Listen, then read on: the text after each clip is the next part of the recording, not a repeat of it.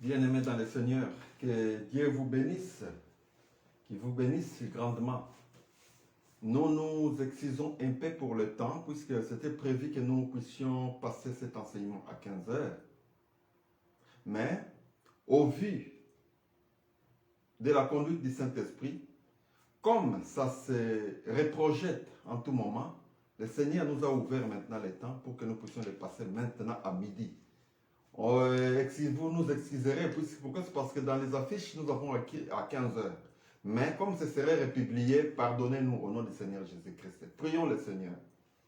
Seigneur Jésus-Christ, je demande ta présence aujourd'hui. Descends, Seigneur. Manifeste-toi, Seigneur. C'est toi l'écriture. C'est toi, Seigneur, la révélation. C'est toi, Seigneur, qui est le jour nouveau. Seigneur, descends parmi nous. Je sais que nous serons écoutés aujourd'hui tout comme après les années par rapport à ce travail. Mais Seigneur, ce que je demande, manifeste-toi encore aujourd'hui, Seigneur. Que ta nuée, Seigneur, lumineuse, soit toujours là pour nous conduire. Que ta présence, ton Saint-Esprit, soit toujours là pour nous conduire. Manifeste-toi, Seigneur. Touche le cœur de ceux qui vont nous suivre aujourd'hui, demain, tout comme aussi longtemps qu'aujourd'hui va perdurer.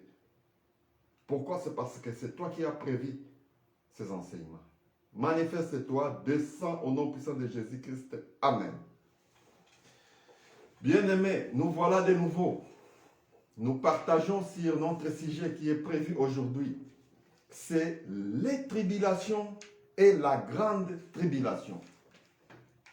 Ça, c'est un sujet qui a toujours bougé les gens.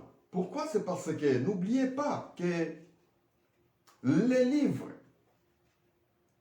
s'est ouvert sur la croix. N'oubliez pas que les jours nouveaux, nous l'avons commencé à partir de la croix. Pourquoi? C'est parce que la mort de Jésus sur la croix et sa résurrection, ça fait un complexe. Maintenant, notre problème, nous voulons parler de tribulation et puis la grande tribulation. Il y a des erreurs que non, excusez-moi de dire ça, si je l'ai dit, c'est avec confiance que je l'ai dit. Pourquoi? C'est parce que on n'est pas là pour se prétendre, mais nous sommes là pour expliquer la parole de Dieu. Et puis, toute parole de Dieu doit être vérifiée par rapport aux Écritures. Je tiens à vous rappeler, il y a des hommes de Dieu qui ont passé les générations passées. Il y en a beaucoup aussi, nous pouvons les citer. Il y a Wesley, il y a Irénée, nous allons voir Martin Luther, nous allons voir William Marion Branham, nous pouvons parler de Renard Bonker, nous pouvons parler de Charles Roussel. Tout ça sont des hommes de Dieu, en qui nous devons beaucoup de respect, mais pour la révélation, telle que les livres de l'Apocalypse. Vous savez, Paul, quand il a été manifesté dans la chair, quand Jésus se servait de lui, pourquoi? C'est parce que le dépôt de ces messages, c'est le modèle qui nous est réservé aujourd'hui. Nous ne pouvons pas aller en dehors de ce modèle-là. Nous avons vu l'apôtre Jean. Le Seigneur par après l'a pris. Il lui a dit, monte ici. Il est monté. Nous avons vu le livre d'Apocalypse, tout a été écrit. Tout était écrit. Mais je vous demande une chose. N'oubliez pas, nous voyons quelque part dans la Bible, Dieu, quand il s'adressa à l'un de ses serviteurs et prophètes, il lui a fait voir 7 vaches en bonne santé. Par après, 7 vaches de maigre santé. Est-ce que Dieu parlait-il des vaches? Non, Dieu parlait sur nous. Ce sont des figures. Quand vous voyez le livre de l'Apocalypse, il vous faut des précisions. Excusez-moi si je le dis, si je fais ce travail, je ne le fais pas pour ramasser les histoires, vous les exposer, non. Je sais ce que je dis. Excusez-moi, on n'est pas là pour se vanter, mais nous devons parler du Seigneur.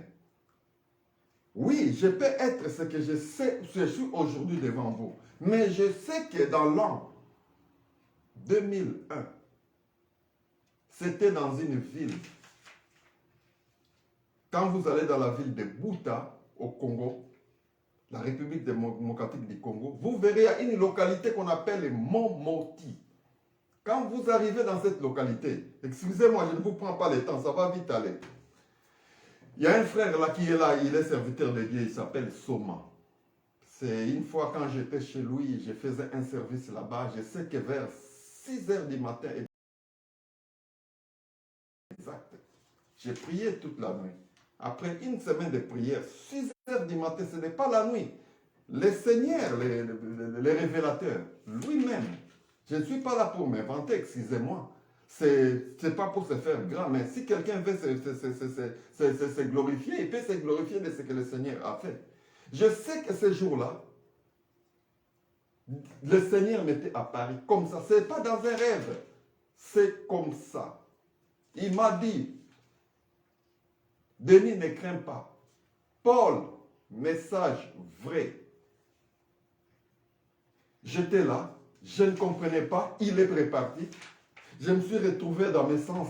Par après, comme la fenêtre était ouverte quand je priais, le vent est entré encore. J'ai été encore habillé de la présence de Dieu. Il est réapparu.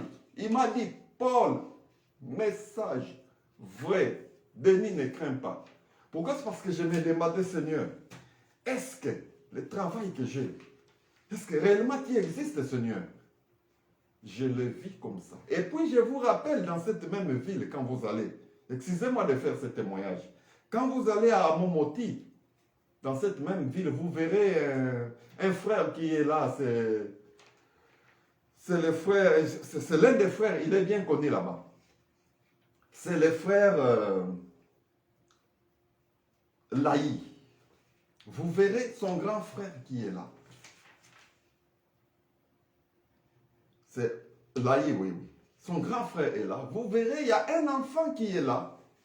Quand cet enfant-là avait l'âge d'une année, je crois 4 mois, il est mort dans un hôpital, dans un centre de santé. J'étais là, c'était précisément dans la localité d'Agemeto. Quand on venait avec l'enfant n'avait plus la vie. La maman pleurait, le papa n'était plus, mais il savait que j'étais l'homme que l'Éternel avait mis à leur disposition pour leur apporter la parole de Dieu. Moi, j'avais reçu la vision du Seigneur, une vision manifestée. Je les ai dit, entrons dans la maison. Nous sommes entrés dans la cuisine chez un certain monsieur, Ngongo, il est déjà décédé. J'ai pris l'enfant. Quand j'ai commencé à chanter, Seigneur, nous ne pouvons venir qu'auprès de toi. Ce cantique-là, Mokonzi tokende, epayanani, yozali nama, lobayabo. Dès que j'ai fini à chanter, j'ai commencé un mot Seigneur pour demander, j'ai senti l'enfant bouger. Dès que j'ai fini à prier, je vois l'enfant me regarder, il riait. Il riait. Ayant fini, j'ai remis l'enfant aux parents, ça fait un sujet. L'enfant est encore là, il peut témoigner en ligne. Je sais qu'il est là, il témoignera en ligne lui-même. C'est un enfant qui doit avoir maintenant une vingtaine d'années, 20, 23 ans. Il est grand, je sais qu'il servira le Seigneur, ce n'est pas pour rien que le Seigneur l'a fait. Revenons directement sur la tribulation. Prenons directement le livre des Actes 14, chapitre 22. Il y a l'auteur du livre des Actes qui nous écrit ici. Il dit, qu'est-ce qui est dit là? Je commence par le verset 21 même. Quand ils eurent évangélisé cette ville et fait un certain nombre de disciples, ils retournèrent à Lystre, à Icône et à Antioche, fortifier l'esprit des disciples, les exhortant à persévérer dans la foi et disant que c'est par beaucoup de tribulations qu'il nous faut entrer dans les royaumes de Dieu. Bien-aimés, voyez, dès qu'on a cru au Seigneur Jésus-Christ, c'est prévu dans le plan de Dieu, nous devons passer par beaucoup de tribulations. Les tribulations dont l'auteur fait mention ici, ce sont des épreuves. Bon, maintenant, voyez, souvent, dernièrement, quand nous avions parlé sur les trompettes, Et les coupes aussi. J'ai vu, il y a des frères qui ont réagi, il y en a certains qui ont réagi à partir du nord, du sud de l'Amérique. Certains, c'est à partir de l'Afrique. Ils ont dit, non, non, la période, la grande tribulation viendra après la période de 7 ans. C'est ce qu'ils m'ont dit. La grande tribulation viendra après la période de 7 ans. Donc pour eux, ils disent que la grande tribulation, c'est réservé après que l'Église sera enlevée. C'est la grande tribulation qui va commencer. Frère, ce que je vous dis, je sais là où vous l'avez posé, nous allons lire ça. Ces erreurs ici, c'est ce que Charles Tanz Roussel a prêché chez les témoins de Jéhovah, sont des erreurs. C'est ce que Branham a prêché, ce sont des erreurs. Ce sont des hommes de Dieu, je les aime bien. Mais vous savez que dans la parole de Dieu, on ne peut connaître qu'en partie. J'ai suivi même un certain serviteur de Dieu, ce Tounassi. Il est en Afrique, au Congo. Ce sont des gens qui soutiennent pour dire qu'après la période de 7 ans, après que l'Église sera enlevée, c'est durant cette période-là qu'on va parler de la grande tribulation. Frère, c'est faux, ce sont des erreurs. Voyez là où vous puisez votre argument. Nous allons voir dans le livre de Thessaloniciens chapitre 2. C'est par là où ils viennent se construire. Là où l'apôtre Paul dit ceci. À l'époque de l'apôtre Paul, quand il prêchait, les apôtres prêchaient, les gens couraient déjà pour dire que notre enlèvement a déjà eu lieu. Alors Paul devrait corriger ces erreurs-là. Prenons des Thessaloniciens chapitre 2 au verset 5. Il a dit ceci. Ne vous souvenez-vous pas que je vous disais ces choses lorsque j'étais encore chez vous? Et maintenant, vous savez ce qui les retient, afin qu'ils ne paraissent qu'en son temps. Car le mystère de l'iniquité agit déjà. Mais il faut seulement que celui qui les retient encore ait disparu. Je sais que vous allez bien me suivre de trop loin. Pasteur Tounassi, là où vous êtes. Et vous tous, les gens, même bien aimés, je vous aime beaucoup dans la doctrine de Branham, les gens des assemblées des saints, les gens les mormons, en Amérique, partout. Voyez ce sujet ici. Ce qui les retient encore, suivez bien, quand il parle, commençons par le verset 3, que personne ne vous séduise d'aucune manière, car il faut que l'apostasie soit arrivée auparavant, et qu'on ait vu paraître l'homme du péché, le fils de la perdition, l'adversaire qui s'élève au-dessus de tout ce qu'on appelle Dieu, ou de ce qu'on adore, jusqu'à s'asseoir dans le temple de Dieu, se proclamant lui-même Dieu. Voyez, ici on parle de l'Antichrist.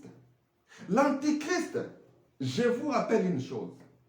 Lucifer, quand on parle de lui dans les jardins de Dieu, l'image que l'Esprit Saint utilise, c'est le serpent.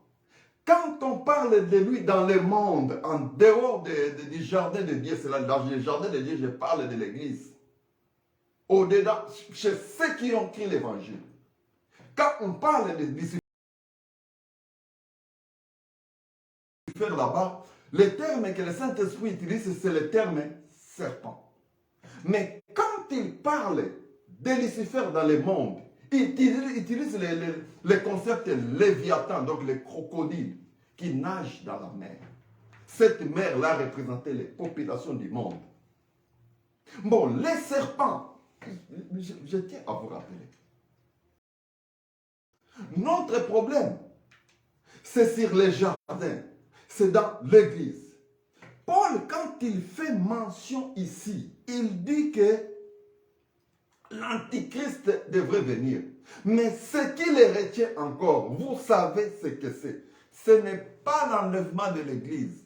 Ce qui les retient, c'est ce que la bonne semence devrait d'abord être déposée. Le dépôt, l'évangile éternel devrait être déposé. Les apôtres devraient déposer le mystère de Christ. C'est ce qui faisait entrave à la sortie du diable. Pourquoi? C'est parce que le diable, lui, Quand vous allez même dans 2 Corinthiens chapitre 11, verset 13 à 15, il est dit ceci. Ces gens-là sont des faux apôtres, des faussaires camouflés en apôtres de Christ. Rien n'étonnant à cela. Satan lui-même se camoufle en ange de lumière. Satan, lui, n'a pas la lumière. La lumière, c'est la parole.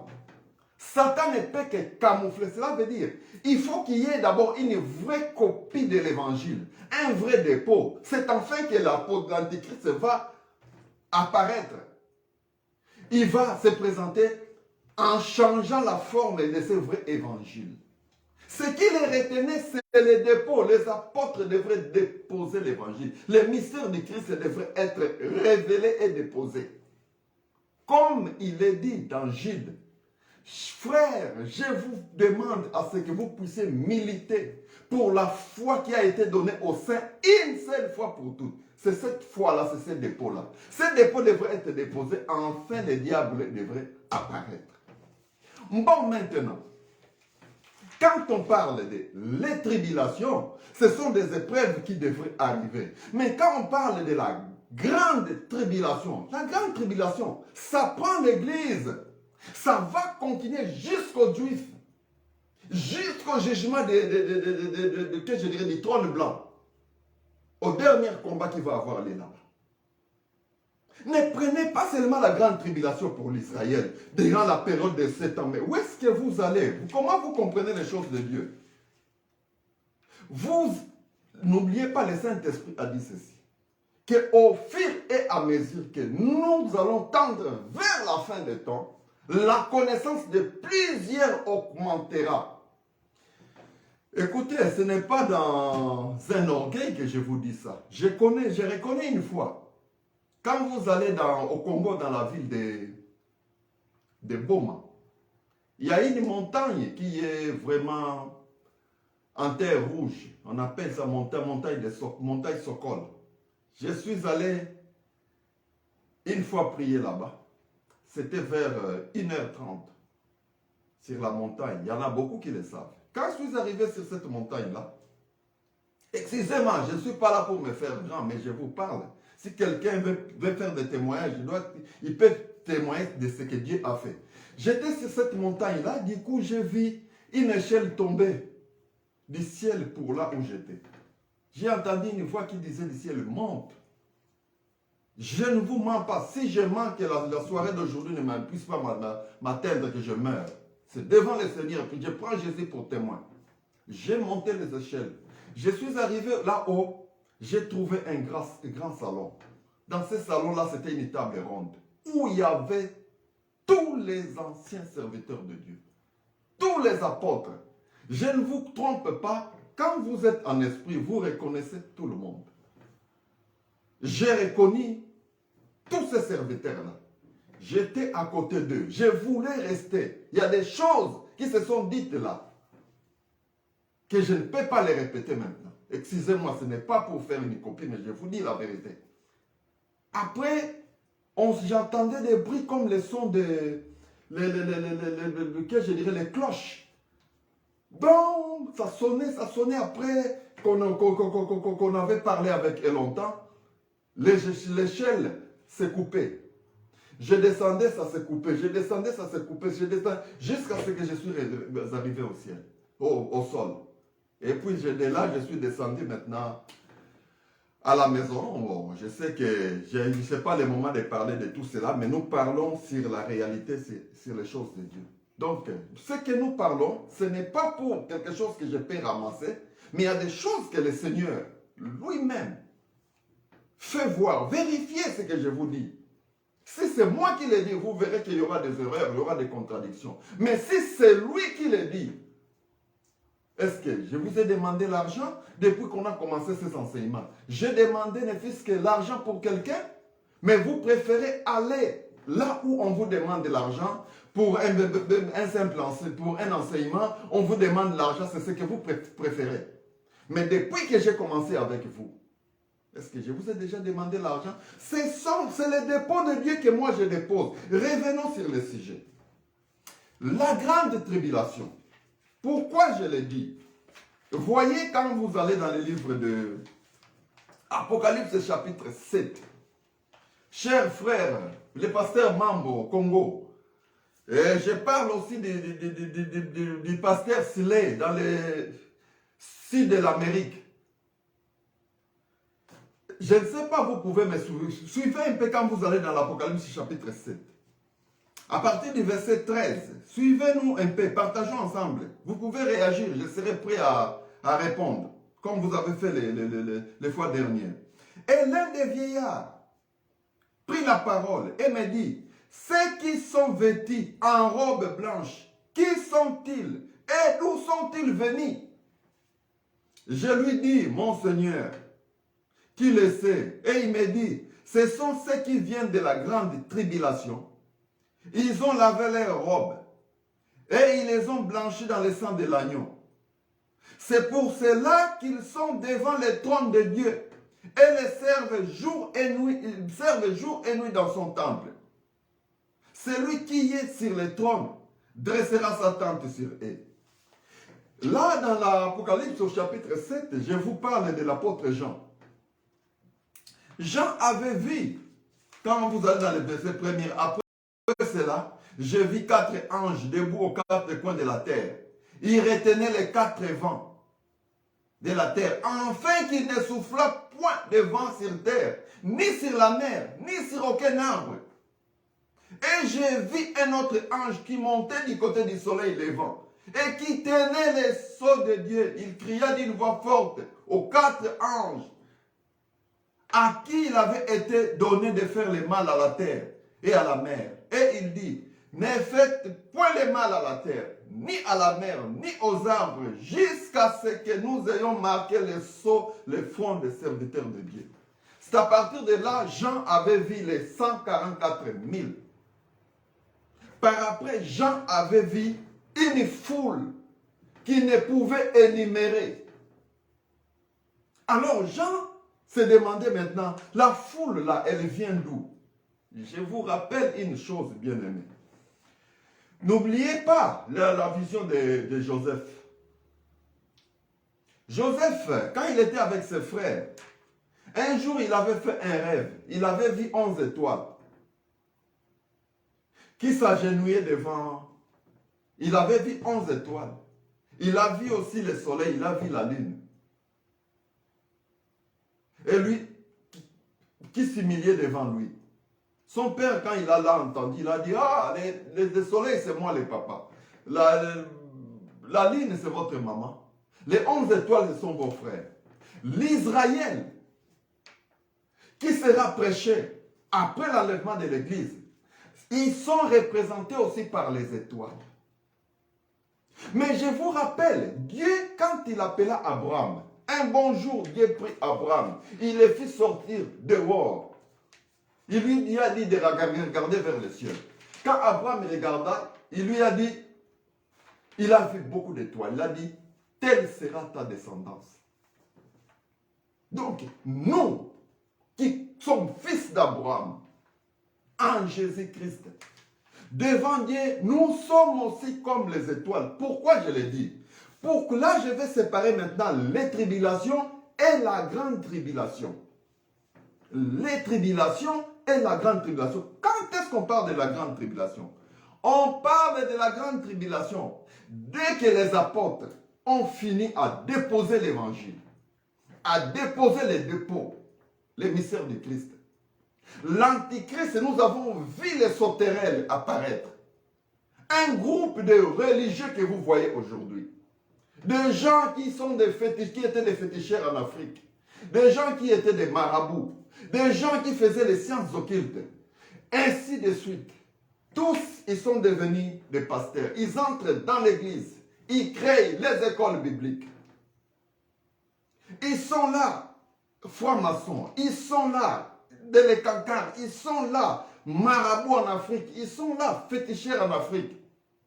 Mais, ils se camouflent en ange de lumière. La lumière, c'est l'évangile. Pourquoi? C'est parce que Paul dit bien que tout ce qui est pleinement révélé devient une lumière. Cela veut dire, la loi de Moïse, les prophètes, Job, les psaumes ont tous parlé sur Jésus. Ces écritures-là, une fois que cela est bien expliqué, comme vous avez vu l'apôtre Paul l'expliquer, c'est ça la lumière. Alors, l'adversaire, qu'est-ce qu'il fait? Il va prendre ces écritures-là, tordre les sens.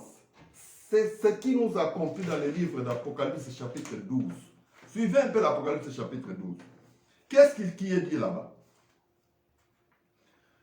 Dans le verset 4, commençons par le verset 3 même. Et alors, un autre signe apparut dans le ciel. C'était un grand dragon rouge. Il avait 7 têtes et 10 cornes. Sur 7 têtes, 7 diadèmes. 5 queues qui balayaient les tiers des étoiles du ciel et les précipitaient sur terre. Le ministère de la queue du dragon. Cela veut dire, je vais dire quoi? Sur la croix, Jésus avait écrasé la tête du serpent. Maintenant, les serpents, son ministère, dès que les apôtres ont déposé l'évangile, les dépôts, la queue maintenant devrait secouer les étoiles. Quand on parle des étoiles ici, ça prend la grande tribulation, ça prend 2 volets. Les premiers volets, ça parle de l'Église, c'est nous, les gens des nations. En deuxième volet, les étoiles sont aussi secouées, les Juifs, ils sont aussi les étoiles. Mais dans un premier volet, quand il parle, vous voyez, ça qu'est, Apocalypse chapitre 12 au verset 4, ça qu'est entraîner les tiers des étoiles du ciel et les jeter sur terre. Entraîner les étoiles, les jeter sur terre. Qu'est-ce que je vais vous expliquer par là? N'oubliez pas, revenons un peu au début pour que vous puissiez comprendre. Voyez quand à la création, dans le livre de Genèse, au chapitre 3, versets 22 à 23, suivez un peu. L'Éternel Dieu dit, voici l'homme est devenu comme l'un de nous, pour la connaissance du bien et du mal. Empêchons-les maintenant d'avancer sa main et de prendre l'arbre de vie et d'en manger et de vivre éternellement. Et l'Éternel Dieu les chassa du jardin d'Éden pour qu'ils cultivent la terre d'où ils avaient été pris. Voyez, là, je reviens à la formation, pas la création d'Adam. Une pluie est tombée. Pourquoi? C'est parce que quand vous allez dans la Genèse chapitre 10, il est bien dit ceci que ainsi furent achevés les cieux et la terre et leurs armées. Dieu acheva au 7e jour son œuvre qu'il avait faite et il se reposa au 7e jour de toute son œuvre qu'il avait faite. Dieu bénit le 7e jour. Il descend maintenant. Voici les origines des cieux et de la terre, dans le verset 4 là. Genèse chapitre 2. Quand ils furent créés, lorsque l'Éternel Dieu fit une terre et des cieux, aucun arbuste de champ n'était encore sur terre, et aucune herbe de champ ne germait encore, car l'Éternel Dieu n'avait fait pleuvoir sur la terre. Il n'y avait point d'homme pour cultiver le sol. Mais une vapeur, suivez bien, une vapeur s'éleva de la terre et arrosa la surface du sol. L'Éternel Dieu forma l'homme de la poussière de la terre. Voyez un peu, il y a la terre et puis il y a le jardin. Séparez les deux choses. Quand Dieu forma l'homme après la bénédiction, quand la pluie est tombée, quand Dieu forma l'homme, Dieu les plaça dans le jardin.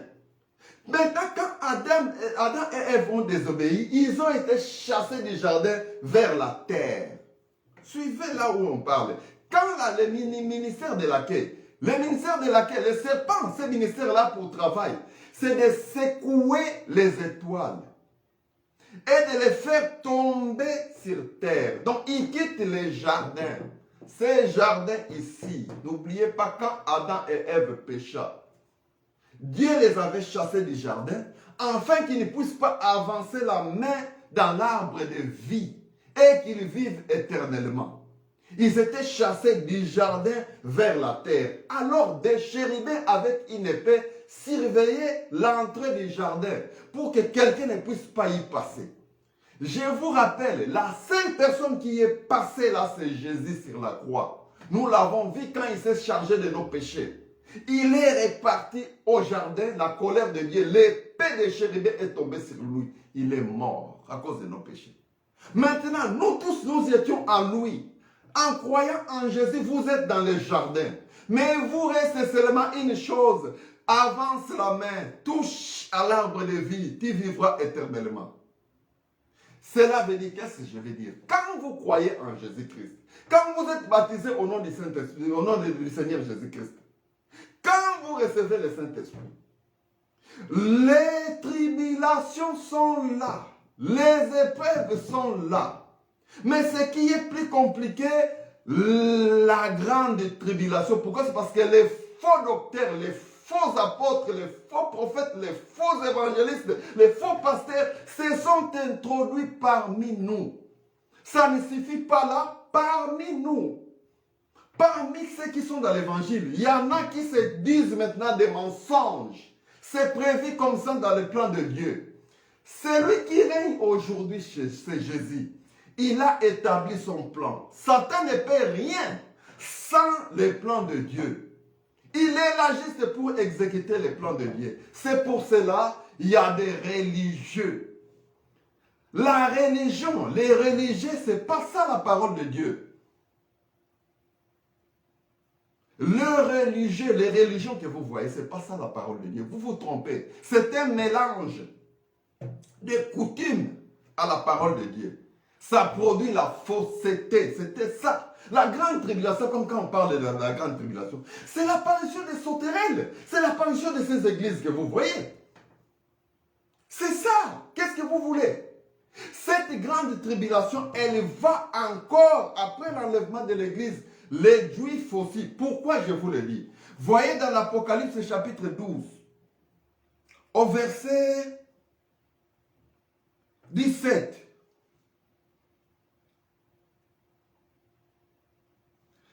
Dans sa fureur contre la femme, les dragons porta les combats contre les restes de sa descendance. Les restes de la descendance de la femme. Mais ce sont les Juifs qui vont venir après nous. Pourquoi? C'est parce que nous allons entrer dans la gloire. Après, eux aussi, ils vont venir. Après, nous descendrons maintenant pour juger ce monde en Christ. Ce n'est pas moi, mais moi, en Christ, nous allons juger ce monde. C'est pour ça qu'il a dit que c'est Christ qui jugera le monde. Mais c'est nous, en Jésus-Christ, qui allons juger ce monde. C'est pour cela que Paul a dit, ne savez-vous pas que les saints jugeront ce monde? Je ne sais pas si vous voulez un peu comprendre ce que je dis. Voyez dans l'Apocalypse chapitre 12, verset 17. Dans sa fureur contre la femme, les dragons porta les combats contre les restes de sa descendance. Ceux qui observent les commandements de Dieu et gardent les témoignages de Jésus-Christ. Mais voyez un peu, vous, hommes de Dieu, vérifiez ces écrits. Qui est-ce qu'on parle ici? N'est-ce pas les Juifs? La grande tribulation s'apprend et l'Église. Et les Juifs. La tribulation que vous entendez, comment vous concevez ça? Ce sont des épreuves.